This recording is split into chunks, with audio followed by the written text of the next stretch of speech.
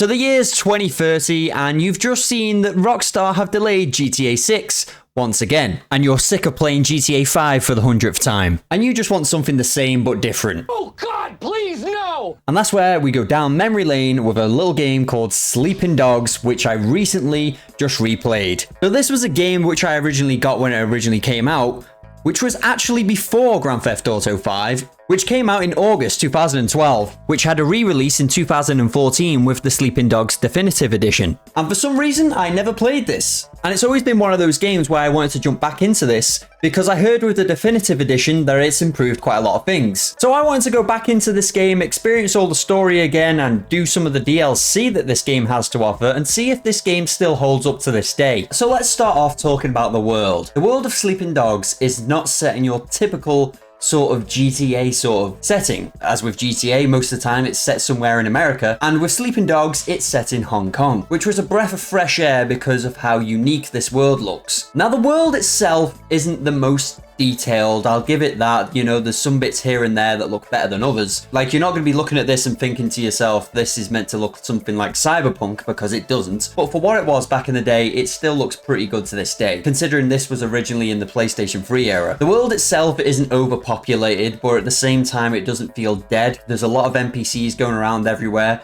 living out their lives. And to be fair with this world, there is quite a lot to do. There's a lot of side activities, such as cockfighting, racing, karaoke,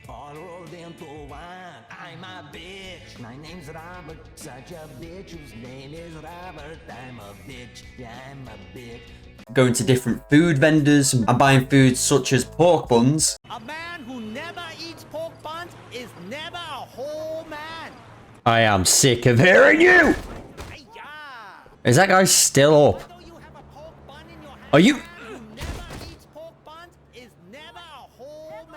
And overall, this game doesn't feel too bloated because the map of the world isn't very large, but there's still enough to do. So let's talk about some of the story portions of this game. Yes, there will be some slight spoilers. I feel like this story could have been dragged out longer. There is a lot of bits in this story where I felt like they've just basically skipped a few months or skipped a few days, and you don't really know what's happened, but at the same time, it doesn't really matter that much. And you do connect with all these different characters this game has to offer, and there can be some quite emotional moments in this game. So in short, the story takes place in Hong Kong. You are a character called Wei Shen, who is an undercover police officer whose main objective is to infiltrate the Sun On Yee, which is a triad group based in Hong Kong. And Wei's objective is to basically get closer with all the leaders, and as you progress throughout the story, you become more of a head honcho, and do eventually, kind of, spoilers again, take down some of the Sun On Yee. You basically go throughout the story, a lot of emotional things happen in this game, and then at the end of the game, the Sun On Yee doesn't disband, or it becomes a lot better than it could have been because of Wei. But honestly, if you haven't played this game, go and play it for yourself because it's pretty good, to be honest. But one of the things I love about Sleeping Dogs, just how much fun it is. I feel like there is quite a bit of replayability in this game. Even if you just want to roam around the world and do random things, it is pretty fun. My favorite thing probably about this game is the combat system. It brings sort of that Arkham based gameplay to like a GTA-esque sort of world, because the main character uses martial arts and it feels very unique in this sort of world where you think you're just going to be playing a GTA clone, which it isn't. Like I said, I really enjoy the combat, and another thing I like about this game is the actual like finishes you can do on this game. You can basically go up to different objects whilst you're grappling a character and kill them in certain ways or injure them in certain ways. Oh, please tell me I can do the swordfish. Yes. Oh, there's hooks here. Oh, we're going to be playing around here.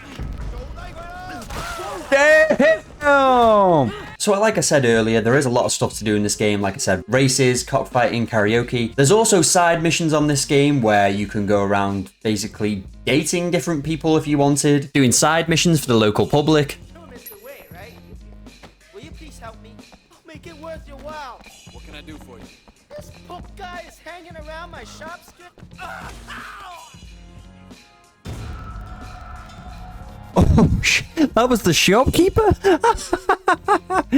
doing cop missions as you're an undercover police officer, but you can actually go and do some cop-based missions as well, such as hacking into cameras to take down drug dealers, helping out SWAT teams, and of course, police chases. There's martial arts missions where you need to go around collecting all collectibles, and every time you collect the items, you can then unlock more moves for Wei, which comes even more handy throughout the game, so then you can take on more enemies at a time and basically take them down better. And there is actually side combat missions as well, where you just have to go around different missions around the map, take down their sort of martial arts groups, I want to say, and then you just take around that. I think there's about 10 of those in the game, but that's pretty interesting as well. It's kind of fun. And of course, if you end up doing all these side activities like I've been trying to get the platinum, there's also DLC with this as well, which adds more hours to this game. I think there's 3 DLCs. You've got one that basically continues the main story, one that's kind of like a not continuation of the story, but at the same time it is. It's basically like playing a non-canon version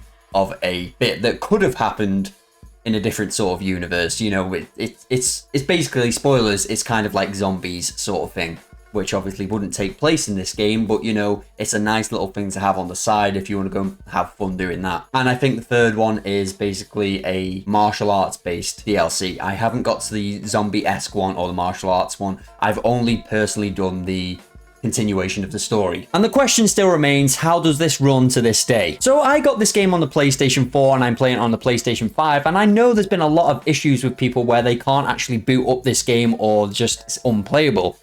I did have this issue at the start of this game. I couldn't boot up this game. It just wouldn't play. So I held it off for another year, then came back this year, tried it again, and after initially getting this booted up, I didn't have any problems with this game at all. This game ran smoothly, I didn't have any crashes, and overall had a really great experience with this. So if you are looking for that hook because you are sick of waiting for GTA 6 at this point, or if you're watching this video in the year 2030 when GTA 6 eventually comes out, then I would still probably pick up this game, because as of this recording in 2025, this game's visuals still look pretty well. I think the game's visuals on this look probably better than GTA 5.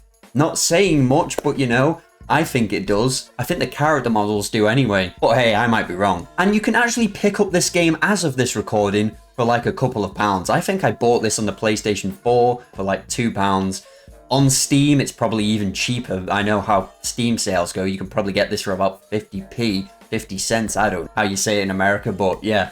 It's definitely worth the time. It's not a long game. It doesn't cost a lot of money to get. And for what you're getting for the money, you can't moan. If you just want a 10 to 20 hour game whilst you're waiting for Grand Theft Auto, or if you're not even into Grand Theft Auto, I would try out this game because it's not exactly a Grand Theft Auto clone. But yeah, I just want to give some thoughts on this game and just to let you know that this game is still worth playing in the year 2025. But unfortunately, I don't think we'll ever get a sequel for this unless a new publisher picks up this game, because apparently the people that actually made this game, the people who worked on the Square Enix, I think they went bust or they just disbanded or something along those lines, which is really unfortunate because a sequel for this game in this day and age would be really good, and they probably would bring about 4 of these games out before the next Grand Theft Auto was released. So, you know, it would have been nice for something like that in the meantime, but instead we just got something like Mind's Eye, and yeah. If you've liked this video, please put the thumbs up on this video. It does help a lot, and if you are new here, please consider subscribing, because I'm going to be doing more videos like this where I just talk about games I played recently or reviewing newer games. So yeah, until next time, I'll see you then.